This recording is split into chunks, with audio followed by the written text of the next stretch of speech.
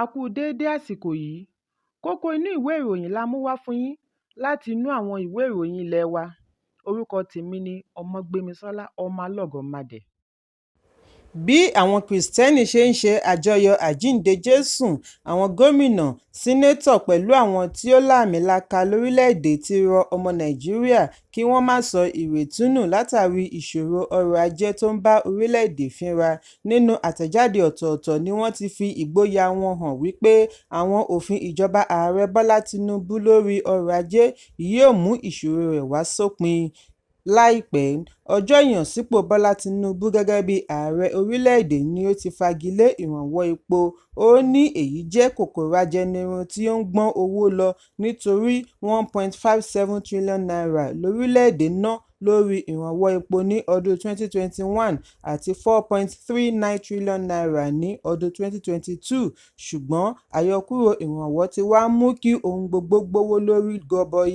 Èyí ti wá mú àlékún bá owó tí àwọn ìjọba ìpínlẹ̀ àti ìbílẹ̀ gbà sí n1.09 trillion yàtọ̀ sí n620 billion tí wọ́n ń gbà tẹ́lẹ̀.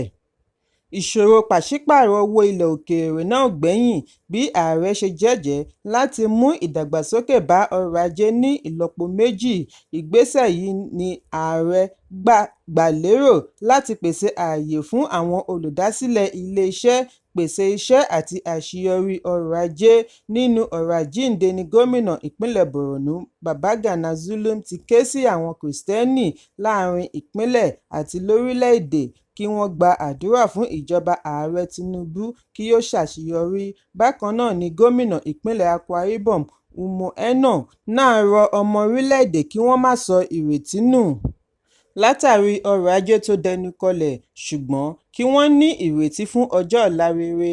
Gómìnà ìpínlẹ̀ Ògùn ní tirẹ̀ Dàpọ̀ Abíọ́dún ní kí ọmọ orílẹ̀-èdè ní ìgbàgbọ́ nínú ìṣèjọba tó wà lóde. Ó ní kí a ṣe àṣàrò lórí pàtàkì ayẹyẹ àjíǹde tó ń lọ lọ́wọ́, kí a ṣe àmúlò ẹ̀kọ́, ìfẹ́, àánú àti ìfarajìn tí Jésù Kristi ṣe àpẹẹrẹ rẹ̀, kí a fi àsìkò yìí ṣe àlékún ìṣọ̀kan, àlàáfíà àti ìgbọ́ra-ẹni-yé láyìíká àti lórílẹ̀-èdè lápapọ̀. Akẹgbẹ́ rẹ̀ láti ìpínlẹ̀ Èkó, Gómìnà Babájídé Sanwó-Olú rọ olùgbé Èkó kí wọ́n wo àwòkọ́ṣe Jésù, kí wọ́n ṣe àdínkù owó ọjà bí owó náírà ṣe ń gbé pẹ́ẹ́lí tako owó dọ́là. Nínú oṣù kejì ni owó náírà fìdírẹmi wọ n1,800 per dollar, ṣùgbọ́n àìpẹ́ yìí owó náírà ti gbéra sí n1,300 per dollar.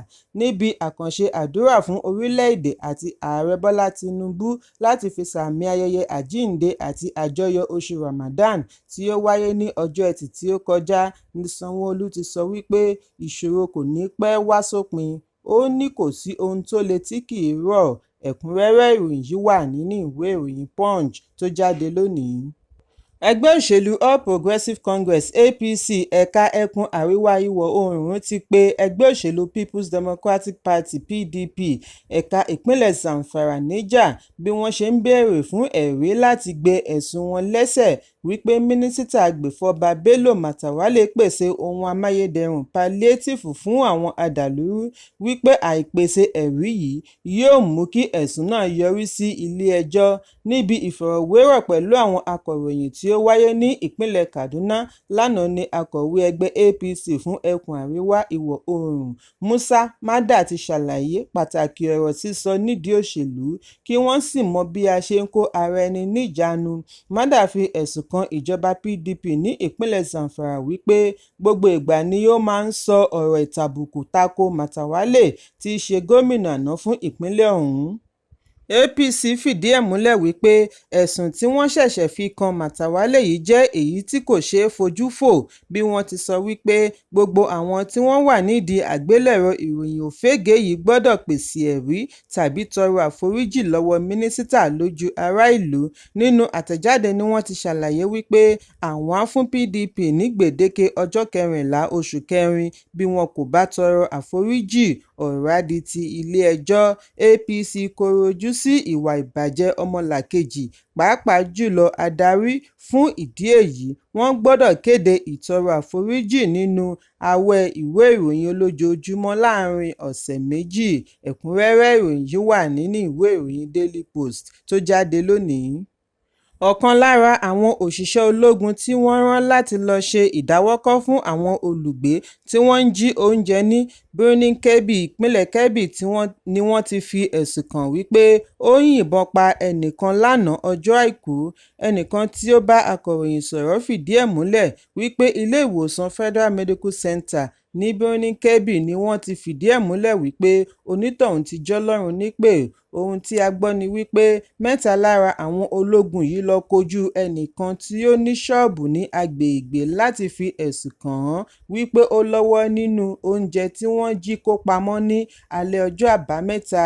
Àríyànjiyàn bẹ́ sílẹ̀ bí ọ̀kan nínú àwọn ológun yìí ṣe wọ ìyá ìjà pẹ̀lú oníṣọ́ọ̀bù. Gbẹ̀yìngbẹ́yín ni a gbọ́ wípé ológun yìnbọn fún oníṣọ́ọ̀bù nígbà àyà. Lójú ẹsẹ̀ ni wọ́n gbé e lọ ilé ìwòsàn kí dókítà tó sọ wípé ó dákẹ́ bí ó ti dé ibẹ̀, dead on arrival. Gbogbo akitiyan láti kàn sí alukoro ọlọ́pàá DSP Nafiu Abubakar ló já sí pàbó. Kò gbé ìpè sí ẹ̀rọ ìbánisọ̀rọ̀ rẹ̀ tàbí fèsì sí àtẹ̀jíṣẹ́ títí di àsìkò ìkóròyìn yìí jọ. Ẹ̀kúnrẹ́rẹ́ ìròyìn yìí wà nínú ìwé ìròyìn Punch tó jáde lónìí. Àwọn ọmọ orílẹ̀-èdè kan ti fi èròǹgbà wọn hàn lórí ipò tí ilé ìwòsàn ìkọ́ṣẹ́mọṣẹ́ UCH Ìbàdàn, ìpínlẹ̀ Ọ̀yọ́ wà. Èyí ń wáyé bí ilé ìwòsàn ọ̀hún ṣe ké gbàjarè fún ìrànlọ́wọ́ nítorí gbèsè ti di àjàgà sí wọn lọ́rùn. Bákan náà ni wọ́n da ẹ̀bi gbèsè yìí lu ìṣèjọba ilé ìwòsàn àná tí wọ́n kọ̀ láti san owó iná mọ̀nàmọ́ná títí gbèsè fi wọ n328 million. Ìròyìn jábọ̀ wípé UCH tí wọ́n ṣí ní 20 oṣù kọkànlá ọdún 1957 jẹ́ ilé ìwòsàn ìkọ́ṣẹ́mọṣẹ́ àkọ́kọ́ lórílẹ̀-èdè. Nínú òkùnkùn birimùbirimù ni ilé ìwòsàn ìkọ́ṣẹ́mọṣẹ́ ọ̀hún wà báyìí lẹ́yìn tí iléeṣẹ́ amúnáwá IBEDC já wọn kúrò lórí ìlà National Grid ní ọjọ́ 19 oṣù kẹta ọdún 2024. Àwọn tí wọ́n bá akọ̀ròyìn sọ̀rọ̀ sọ wípé ipò tí UCH wà kò bójúmu rárá. Bẹ́ẹ̀ làwọn kan sọ wípé gbogbo owó tí wọ́n ń gbà lójúmọ́ kí ni wọ́n fi ń ṣe. Obìnrin kan tí ó fi ìlú Ìbàdàn ṣe bùgbé sọ wípé àìsí iná fún ọjọ́ pípẹ́ ní UCH kì í ṣe tuntun. Obìnrin yìí ṣàlàyé wípé lọ́dún tí ó kọjá ni òun bímọ sí UCH.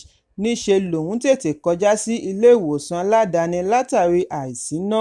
Obìnrin yìí tẹ̀síwájú wípé ọmọ rẹ̀ ṣàárẹ̀ lẹ́yìn ọjọ́ méje tí òun dá ọmọ yìí padà sí UCH ni ó nílò láti fa ẹ̀jẹ̀ sí i lára ní kíákíá kí wọ́n sì gbé e sí abẹ́ iná fún àìsàn jaundice.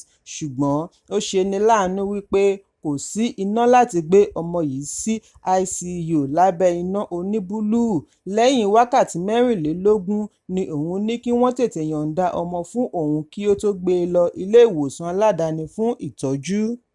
Ó ní wọn kò rí ọmọ mìíràn dóòlà. Bẹ́ẹ̀ làwọn mìíràn ní ìṣòro complications. Ìyàlẹ́nu ńlá ni ó jẹ́ wípé ìṣòro yìí ṣì ń tẹ̀síwájú ní UCH. Èyí kò bójúmu rárá. Ẹlòmíràn tí ó pe ara rẹ̀ ní Ọ̀gbẹ́ni Ajíbọ́lá sọ wípé ìṣòro tí UCH ń kojú wáyé látara ìwà ìbàjẹ́. Àbí kí ni ìdí tí UCH fi ń jẹ gbèsè pẹ̀lú òbítíbitì owó tí wọ́n ń gbà fún ìtọ́jú? Níbo lowó náà ń lọ? Ó ní ọ̀pọ̀lọpọ̀ ọmọ orílẹ̀-èdè ní ìwà ìbàjẹ́ sodo sí lára, bẹ̀rẹ̀ láti àìkí tẹ̀lé àṣẹ ìrìnnà lójú pópó. Bí orílẹ̀-èdè bá máa dára sí i, a gbọ́dọ̀ ṣetán àti ṣe ohun tí ó tọ́. Alága LCDA apẹtẹ sí àwòtán Ọ̀gbẹ́ni Razak Fábáyọ̀ nígbà tí ó ń fèsì, ó ní ìwà ìbàjẹ́ ni ó fa ohun tí ó ń ṣẹlẹ̀ ní UCH. Òun kò nírètí wípé UCH lè jẹ gbèsè iná mọ̀nàmọ́ná. Ó ní kì í ṣe iná mọ̀nàmọ́ná nìkan, ilé ìwòsàn ní ọ̀pọ̀lọpọ̀ irinṣẹ́ tí ó lè mú ayé túbọ̀ rọrùn fún àwọn òṣìṣẹ́ àti aláàárẹ̀. Ṣùgbọ́n ìwà ìbàjẹ́ ti mú gbogbo rẹ̀ dẹnu kọlẹ̀. Ṣùgbọ́n agbẹnusọ fún UCH Fúnmi Adétúyìbí sọ wípé owó tí wọ́n ń pa ní ilé ìwòsàn báyìí kò tó láti san gbèsè owó iná. Adétúnjì sọ èyí nígbà tí ó ń bá akọ̀ròyìn sọ̀rọ̀ lópin ọ̀sẹ̀, bí ó ti tẹnumọ́ wípé gbèsè n328 million ni alákòóso UCH lọ́wọ́lọ́wọ́ báyìí bá nílẹ̀ nígbà tí ó gba ipò ní ọdún 2019. Ọjọ́ kìíní oṣù kẹta ọdún 2019 ni Chief Medical Director akàwégboyè Jesse Ọ̀tẹ́gbáyọ̀ gba ipò. Adétúnjì tẹ̀síwájú wípé lọ́wọ́lọ́wọ́ báyìí IBEDC ti ṣí gbèsè n495 million fún UCH. Ó ní kì í ṣe wípé àwọn kì í san owó rárá, mílíọ̀nù 14 náírà ni àwọn ń gbà lóṣooṣù fi san ohun èlò bíi owó iná, owó omi, àtúnṣe àti bẹ́ẹ̀ bẹ́ẹ̀ lọ.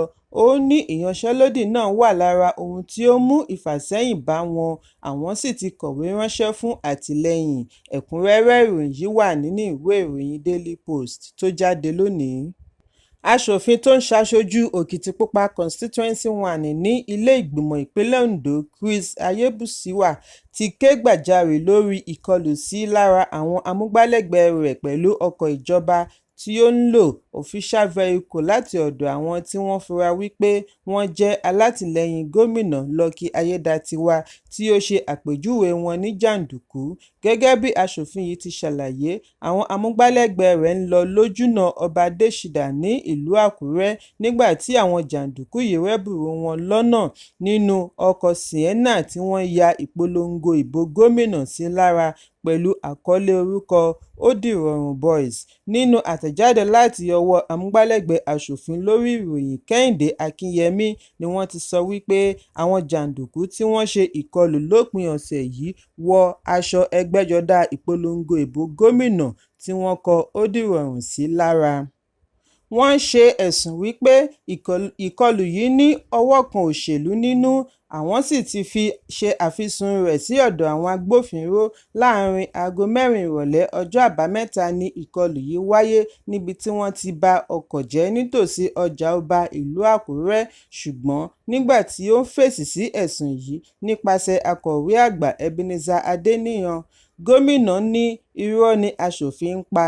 Ó ní ọ̀dọ́ mélòó ni ó dá ojú rẹ̀ mọ̀ tàbí ọkọ̀ rẹ̀ tí wọ́n á fi mọ̀ọ́mọ̀ kọlù ú lórí òṣèlú.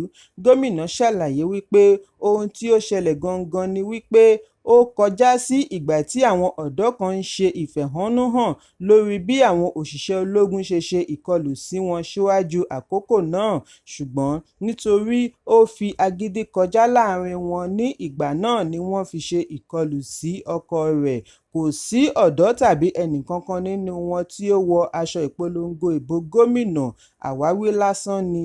Gómìnà tẹ̀síwájú wípé kí aṣòfin rí i dájú wípé ó ní ẹ̀rí láti fi gbé ẹ̀sùn rẹ̀ lẹ́sẹ̀ lọ́dọ̀ àwọn agbófinró tí ó ti ṣe àfisùn. Ẹ̀kúnrẹ́rẹ́ ìròyìn yìí wà nínú ìwé ìròyìn Daily Post tó jáde lónìí. Kókó ní ìwé ìròyìn àsìkò yìí kò ní jù báyìí lọ. Ẹ pàdé mi ní ìrọ̀lẹ́ fún àkọ́tun. Kí a tó lọ, ẹ má ṣaláì fi àríwísí yín ránṣẹ́, ìyẹn comment, kí ẹ sì bá wa subscribe sójúnà wa lórí YouTube kí Kókó ní ìwé ìròyìn lè máa tẹ̀ yín lọ́wọ́ ní kíákíá.